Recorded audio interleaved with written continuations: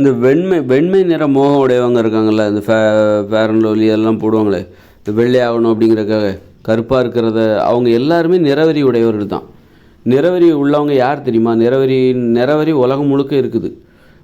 கருப்பு நிறத்தை தாழ்வாக நினைக்கிற அத்தனை பேரும் நிறவெறியர்கள் தான். அவங்க கருப்பாகவே இருக்கலாம்.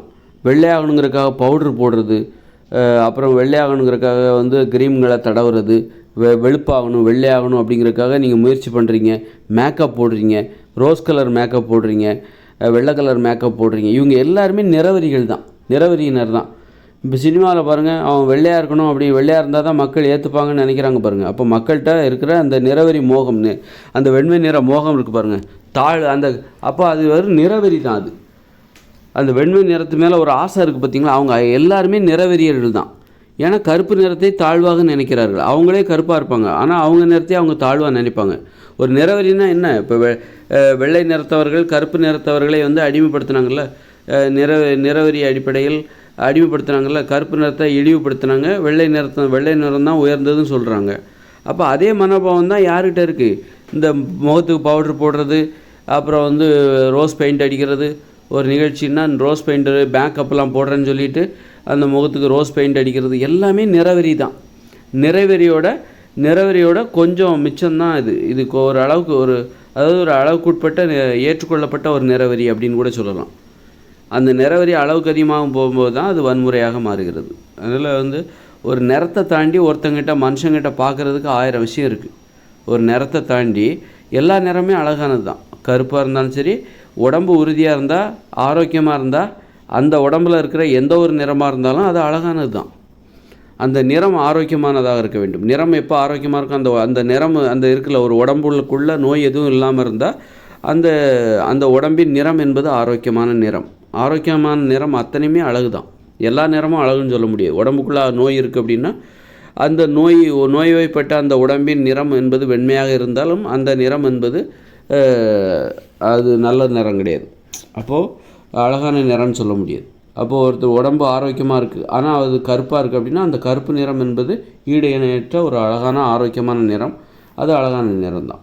அதனால் நிறவெறிங்கிறது இதெல்லாம் அனுமதிக்கப்பட்ட நிறவெறின்னு கூட சொல்லலாம். மக்கள்கிட்ட உள்ள அனுமதிக்கப்பட்ட நிறவெறிலாம் கிடையாது.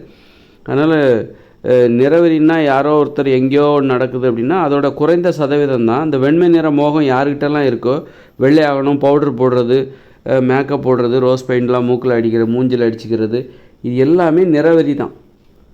அதனால் நிறவெறின்னா அவங்க யாரோ ஒருத்தர் அப்படின்னு நினச்சிக்கிட்டு இருக்காதீங்க. முதல்ல நீங்கள் நிறவெறியா? நீங்கள் என்ன நிறம், அது பற்றின நினப்பு உங்களுக்கு இருக்கா? நான் கருப்பாக இருக்கேன், நான் வெள்ளையாக இருக்கேன், நான் மாநிறம், இப்படிப்பட்ட யோசனைகள் உங்கள்கிட்ட இருக்குதா? நீங்கள் என்ன நிறன்னே உங்களுக்கே தெரியக்கூடாது. அது ஒரு இதுவே கிடையாது.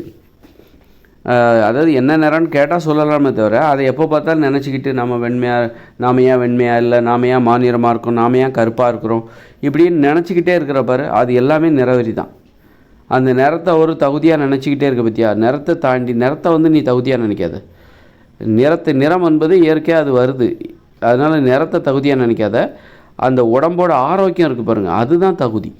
ஒரு உடல் ஆரோக்கியமாக இருக்கணும், நோய் இல்லாமல் இருக்க வேண்டும், உடல் உறுதியாக இருக்க வேண்டும். அந்த உடலின் நிறம் அத்தனையுமே அது உயர்வானது தான். அதனால் ஒரு உடலின் உயர்வு என்பது நிறத்தால் வருவதில்லை, உடலின் ஆரோக்கியத்தால் வருவது. அதனால் உடல் உறுதியால் வருவது.